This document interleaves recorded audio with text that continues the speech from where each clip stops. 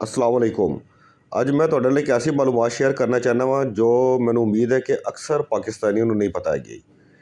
ਪਾਕਿਸਤਾਨ ਦੇ ਅੰਦਰ ਔਰ ਬਿਲਖਸੂਸ ਪੰਜਾਬ ਦੇ ਅੰਦਰ ਤਕਰੀਬਨ 7 ਤੋਂ 8 ਅੰਬੀਆ अलैहिस्सलाम ਦੀ ਕਬੂਰ ਮੁਬਾਰਕ ਹੈਗੀਆਂ ਨੇ। ਕਬੂਰ ਯਾਨੀ ਕਬਰ ਦੀ ਜਮ੍ਹਾਂ। ਅਤੇ ਇਹਨੇ ਜੋ 5 ਜਿਹੜੀ ਕਬਰਾਂ ਹੈਗੀਆਂ ਨੇ ਉਹ ਗੁਜਰਾਤ ਦੇ ਇਲਾਕੇ 'ਚ ਪਾਈਆਂ ਜਾਂਦੀਆਂ ਨੇ।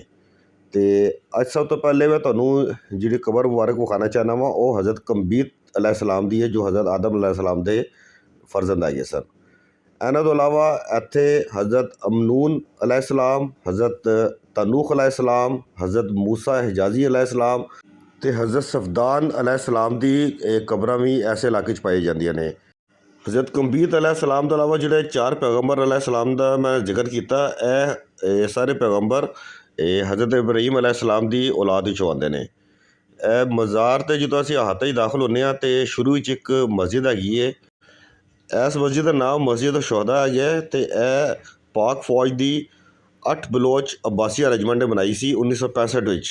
ਇਸ ਲਿਹਾਜ਼ ਨਾਲ ਮਸਜਿਦ ਵੀ ਖਾਸੀ ਤਾਰੀਖੀ ਅਹਿਮੀਅਤ ਹਾਸਲ ਕਰ ਚੁੱਕੀ ਹੋਈ ਹੈ ਔਰ ਇੱਥੇ ਜਿਹੜੇ ਵੀ ਲੋਕ ਇਸ ਬਾਜ਼ਾਰ ਮੁਬਾਰਕ 'ਤੇ ਆਉਂਦੇ ਨੇ ਉਹ ਐਸੇ ਮਸਜਿਦ ਦੀ ਨਮਾਜ਼ ਅਦਾ ਕਰਦੇ ਨੇ। ਔਰ ਇੱਥੇ ਅਕਸਰ ਲੋਕਾਂ ਦੇ ਜ਼ਿਹਨ 'ਚ ਇਹ ਸਵਾਲ ਪੈਦਾ ਹੋ ਰਿਹਾ ਹੋਏਗਾ ਕਿ ਇਹਦਾ ਕੋਈ ਹਿਸਟੋਰੀਕਲ ਰੈਫਰੈਂਸ ਹੋਵੇ ਜਾਂ ਕੋਈ ਰਵਾਇਤ ਵਿੱਚ ਇਹ ਹੋਵੇ ਕਿ ਹਜ਼ਰਤ ਕਮਬੀਤ अलैहिस्सलाम ਦੀ ਹੀ ਕਬਰ ਮੁਬਾਰਕ ਹੈਗੀ ਹੈ। ਅਤੇ ਚੂँਕਿ ਸਾਰੀ ਚੀਜ਼ਾਂ ਪ੍ਰੀ ਹਿਸਟੋਰਿਕ ਹੈਗੀਆਂ ਨੇ ਔਰ ਇਹਨਾਂ ਦਾ ਨੂੰ ਮਨਸੂਬ ਕੀਤਾ ਜਾ ਰਿਹਾ ਹੈ ਹਜ਼ਰਤ ਆਦਮ अलैहिस्सलाम ਦੇ ਨਾਲ ਕਿ ਉਹਨਾਂ ਦੇ ਬੇਟੇ ਸਨ। ਅਤੇ ਬੜਾ ਮੁਸ਼ਕਿਲ ਹੈਗਾ ਕਿ ਤਾਰੀਖੀ ਕੋਈ ਐਵੀਡੈਂਸ ਇਹਦੇ 'ਤੇ ਜਿਹੜਾ ਨਾ ਬੰਦਾ ਕੋਈ ਪੇਸ਼ ਕਰ ਸਕੇ। ਲੇਕਿਨ ਸੀਨਾ ਇੱਕ ਚੀਜ਼ ਚੱਲੀ ਆ ਰਹੀ ਹੈ ਔਰ ਪਲੱਸ ਇਹ ਹੈਗਾ ਕਿ ਇਹਦੇ 'ਤੇ ਕੁਛ ਬੁੱਕਸ ਵੀ ਲਿਖੀਆਂ ਗਈਆਂ ਨੇ ਔਰ ਉਹ ਲੋਕ ਔਰ ਬੁੱਕਸ ਨੂੰ ਅਥੈਂਟਿਕ ਲੈਂਦੇ ਨੇ ਕਿ ਜੀ ਰਿਸਰਚ ਕਰਕੇ ਬੁੱਕਸ ਲਿਖੀਆਂ ਗਈਆਂ ਨੇ।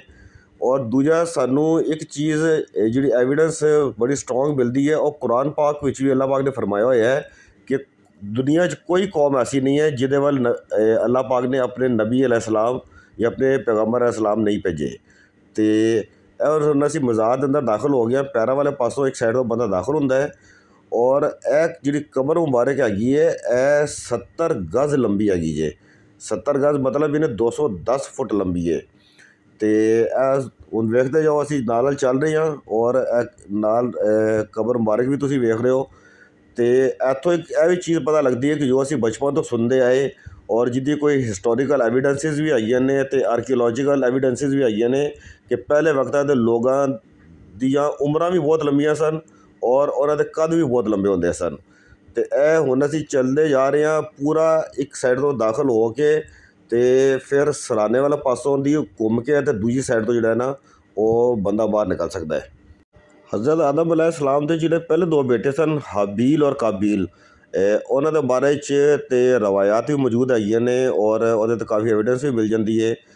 ਤਾਰੀਖੀ ਤੌਰ 'ਤੇ ਜਿਹੜੀ ਸਭ ਤੋਂ ਪਹਿਲੇ ਕੁਰਬਾਨੀ ਦਿੱਤੀ ਗਈ ਸੀ ਉਹ ਹਾਬੀਲ ਨੇ ਅੱਲਾਹ ਪਾਕ ਦੀ ਰਾਹ 'ਚ ਦਿੱਤੀ ਸੀ। ਇੱਕ ਬੱਕਰਾ ਜਾਂ ਮੈਂਡਾ ਜ਼ਬ੍ਹਾ ਕੀਤਾ ਸੀ ਔਰ ਫਿਰ ਬਾਅਦ ਵਿੱਚ ਕਾਬੀਲ ਨੇ ਹਾਬੀਲ ਨੂੰ ਕਤਲ ਵੀ ਕਰ ਦਿੱਤਾ ਸੀ ਜੋ ਕਿ ਦੁਨੀਆ ਦਾ ਪਹਿਲਾ ਕਤਲ ਵੀ ਹੈਗਾ ਹੈ। ਅਤੇ ਬਹਰਹਾਲ ਉਹਨਾਂ ਦੇ ਹਜ਼ਰਤ ਆਦਮ अलैहिस्सलाम ਦੇ ਬਾਕੀ ਕਿਤਨੀ ਔਲਾਦ ਸੀ ਇਹਦੇ ਵਿੱਚ ਮੁਖਤਲਿਫ ਰਵਾਇਤ ਹੈਗੀਆਂ ਨੇ, ਮੁਖਤਲਿਫ ਤੁਹਾਨੂੰ ਇਹਦੇ 'ਤੇ ਐਵੀਡੈਂਸਿਸ ਮਿਲਦੀਆਂ ਨੇ ਅਤੇ ਹਤਮੀ ਤੌਰ 'ਤੇ ਤੁਸੀਂ ਉਹ ਕੁਛ ਉਹਦੇ ਬਾਰੇ 'ਚ ਨਹੀਂ ਕਹਿ ਸਕਦੇ।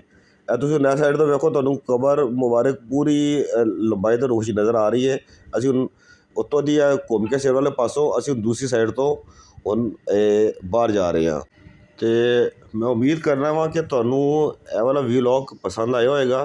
ਅਤੇ ਜਿਹੜਾ ਹੁਣ ਨੈਕਸਟ ਅਸੀਂ ਵੀਲੌਗ ਕਰਾਂਗੇ ਉਹਦੇ 'ਚ ਅਸੀਂ ਜਿਹੜੇ ਬਾਕੀ ਇੱਥੇ ਅੰਬੀਆ ਕਰਾਮ ਹੈਗੇ ਨੇ 4 ਉਹਨਾਂ ਦੀ ਕਬੂਰ ਮੁਬਾਰਕ ਵੀ ਤੁਹਾਨੂੰ ਵਿਖਾਵਾਂਗੇ ਅਤੇ ਉਹਨਾਂ ਦੀ ਜਗ੍ਹਾ ਜਿਹੜੀ ਹੈਗੀ ਹੈ ਗੁਜਰਾਤ ਦੇ ਇਰਦ ਗਿਰਦ ਉਹ ਵੀ ਤੁਹਾਨੂੰ ਨਾਲ ਦੱਸਾਂਗੇ। ਅਤੇ ਇਹਦੇ ਨਾਲ ਹੀ ਤੁਸੀਂ ਮੈਨੂੰ ਦਿਓ ਇਜਾਜ਼ਤ ਅਤੇ ਆਪਣੀ ਦੁਆਵਾਂ ਵਿੱਚ ਸ਼ਾਮਿਲ ਰੱਖਣਾ। ਰੱਬ ਰਾਖਾ।